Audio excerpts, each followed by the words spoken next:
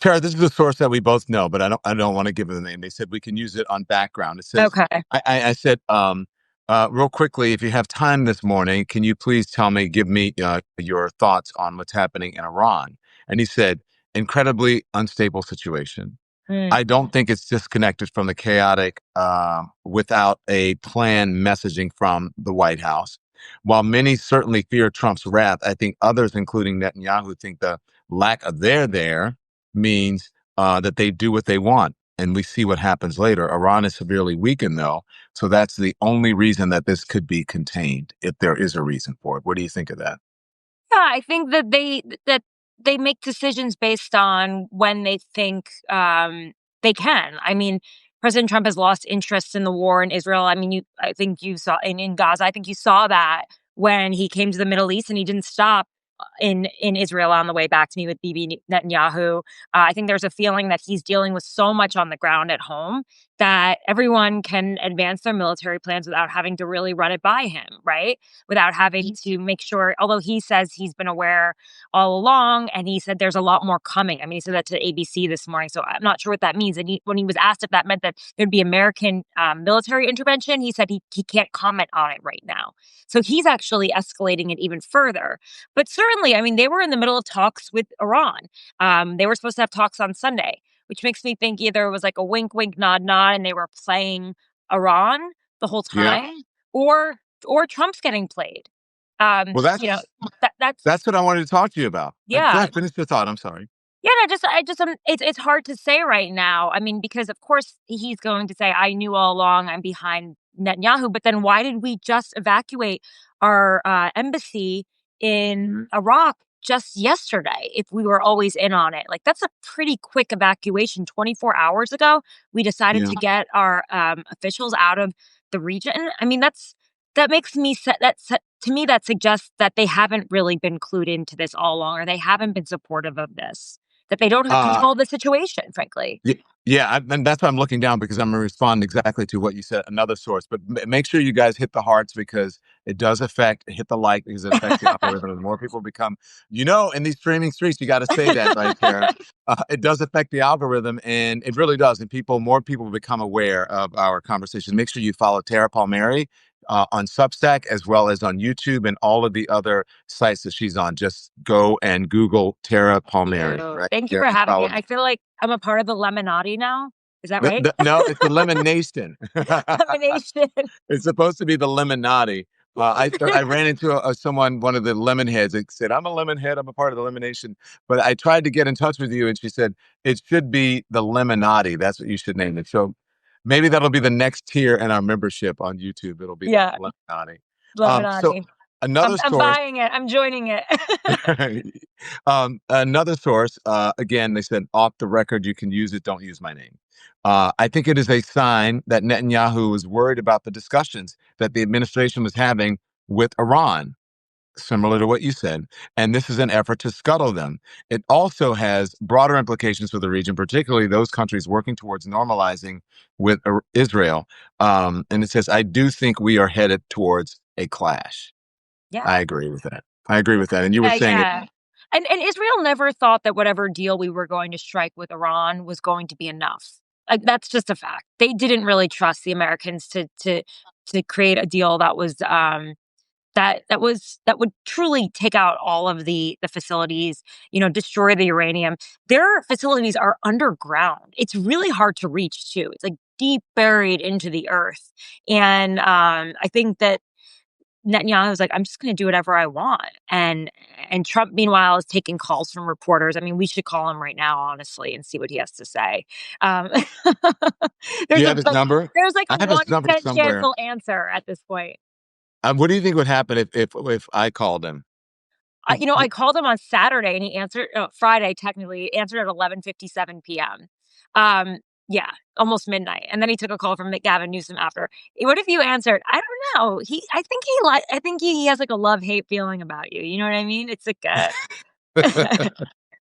Well, you're gonna have to clue me in, because I have an old number, I believe, but You'll have to, maybe you'll help me out. They only it changes it every 4 or 5 months. And the best time to call him is the middle of the night, which is, but also this morning because he's been talking to reporters all morning. And, but obviously in his telling of it, he has been the one who has been apprised of this all along. He is supporting Netanyahu, but it doesn't seem like that has been the case. And also last night, usually Trump is the first person to respond to something like this, but it was Marco Rubio that responded. And then his truth came later. So I think that's also a sign that they're trying to distance themselves from Israel, but I think they realized this morning that they can't. But maybe, a lot of people I spoke to this week, I mean, we kind of saw this coming. They thought it was going to happen on Sunday, not Friday.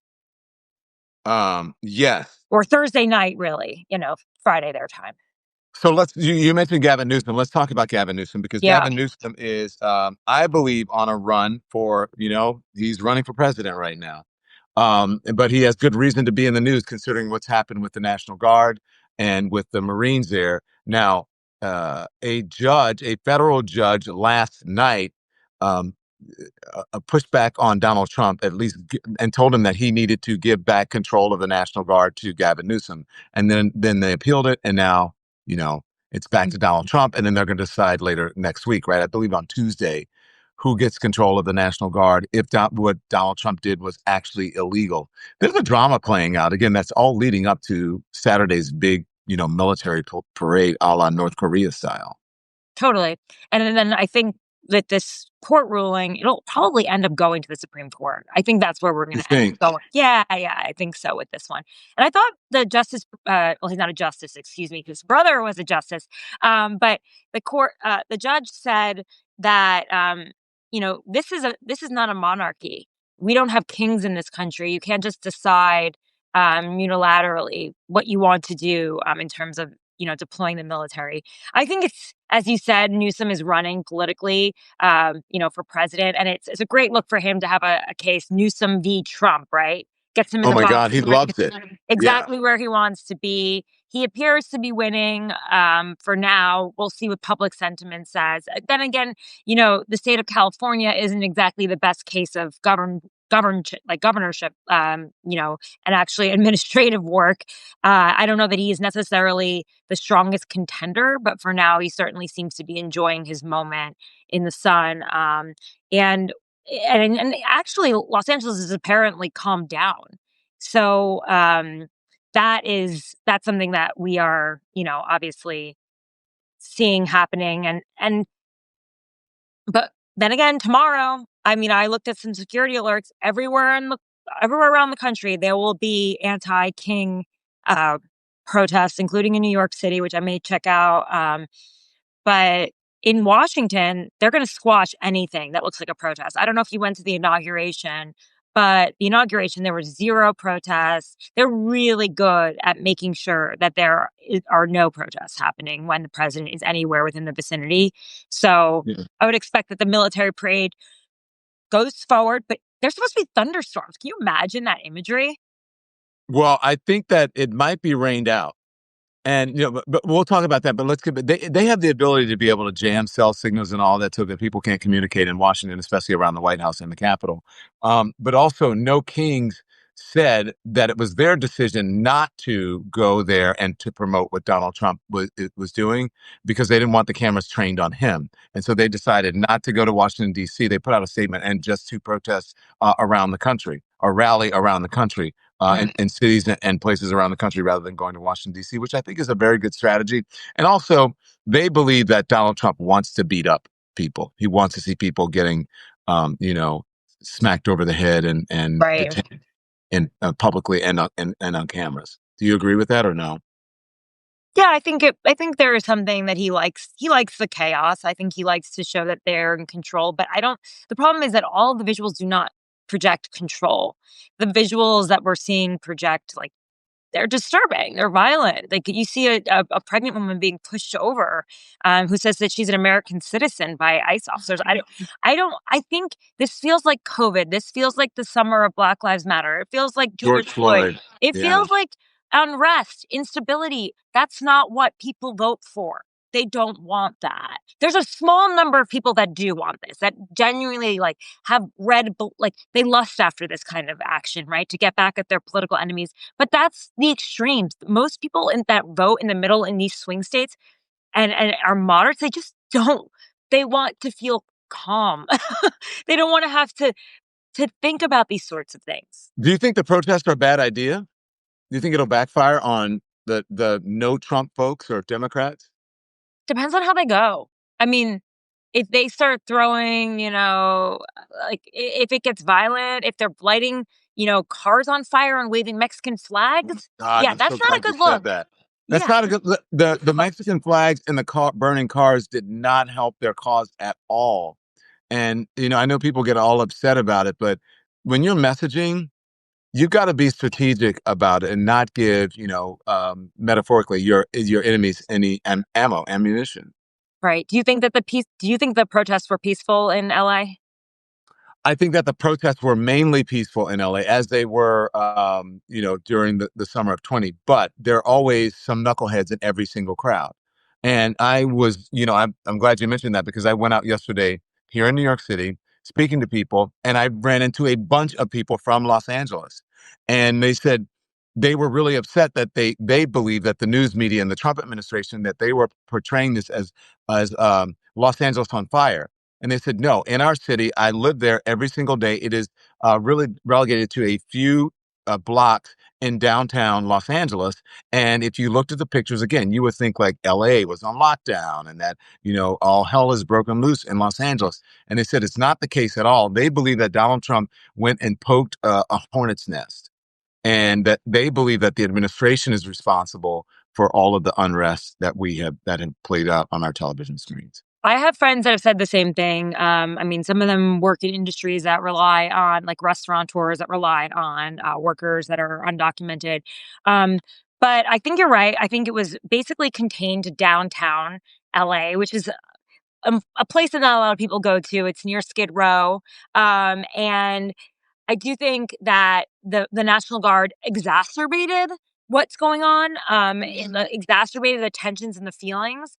But I think it's hard to ignore when you see, the throughway and people throwing bricks at cops, and you're seeing Waymos off the streets because they're afraid they're going to be lit on fire. Those are the robotic. Well, they actually did light some on fire, right? Yeah, and then it's just the visuals are not great. It's hard to. It's one if a protest looks like that, it's a bad optic. It's bad optics for the Democratic Party in the same way that they really got behind Abrego Garcia, even though he was unlawfully deported. When he came back into the country, they were like, "Ugh, all of the charges and the things that he was accused of doing, maybe he wasn't the right guy to stand behind." So I think the Well, point is, see, go ahead. Sorry. I just think that the point is that when you decide which, like, where when you decide which position to take, you want to make sure that it's that you're fighting for the right fight and you're doing it Well, the right here's way. what I think. I think that, again, as I said, messaging is everything, right? Yeah. I think Democrats do and never Trumpers, so to speak, or people who believe in due process. I think they did a poor job of explaining to people and messaging that this was about due process more than Right, it is right, about right. Abrego Garcia. But he happened to be the face of it. And how do you get around it with the charges? And also, they did not. I don't think they've done a great job of pointing out that these charges didn't come until after he was deported. You know what I Mhm. mean? So, Right. it's a tough situation to be in. I don't know how you feel about that particular situation, but I feel if Abrego Garcia is guilty of anything, then of course he should suffer the consequences. Right. But I do believe, and I read more and I'm not as partisan. I do believe that this is about due process rather than just about Yeah, race. absolutely about due process. It's And also misinformation spread by the administration. He had MS-13 on his hands. It's like, no, he did not. They were telling you that those were the symbols. Perhaps they do mean that, but it wasn't like MS-13 on his fingers. Here's the thing, though, I will say. I agree with you on the due process, but then you have to go back to the idea of why is this administration not able to just do to go through the steps, to do the due process? Like, is there a breakdown within their DHS, their ICE system that they're not able You're to do? so smart. Because Obama was able to really he deported more people per day than President Trump, but he did it Yeah. through the process. And at one point when the Biden administration realized that, okay, we've let way too many, migrants into the country, they started deporting at an even higher rate than President Trump was deporting until recently. And they were able to do it through due process. So what are you guys doing wrong in ICE? Is it a mess? I mean, why can't you just go through the process? And that's Well, isn't that the overall problem with this administration, Tara, is that they don't really know how to govern? If you look at what's happened with the big, beautiful bill, which is the only piece of legislation, if they do get it passed, that they will have, right? That's the only legislative accomplishment that he'll have under his belt. Everything else is executive order. That means that they have just sort of pushed it through everything by force, but they have not gone through the process of, having we're trying to meet with people in a bipartisan manner, having discussions with people, doing what you normally do in the Congress and the Senate. They have not done that because they don't want to work with anyone because they just want to push it through. So they're not really governing in the normal way. And perhaps that's the problem. Maybe they just don't know how. Yeah, I mean, they don't have the numbers in the House. They barely have a majority.